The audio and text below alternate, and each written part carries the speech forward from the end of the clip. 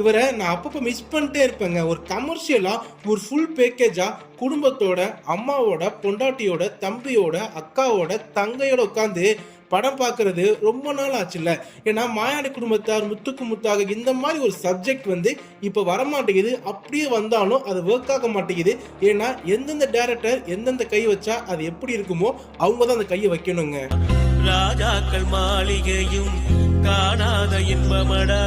என்னதான் இருந்தாலும் கலைஞன் சாகலாம், அவர் எடுத்த கலை சாகாதுங்க, அவர் எடுத்த படைப்பு சாகாதுங்க. அவருடைய படம் என்னைக்கு வரைக்கும் இந்த தமிழ்நாட்டில், இந்தியாவில், உலகத்தில், பூமியில் இருக்கோ அது வரைக்கும் மதுரவன், ராசு மதுரவன் உயிரோட தான் இருப்பாங்க. இவர் படத்தை கண்டிப்பாக நீங்கள் எப்போ வேணாலும் எங்கே வேணாலும் ஒரு பெரிய திரை போட்டு குடும்பத்தோடு பார்க்கலாம். எந்த விதமான ஆபாசங்களும் இருக்காதுங்க.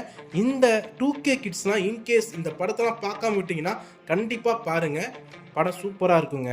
அடுத்த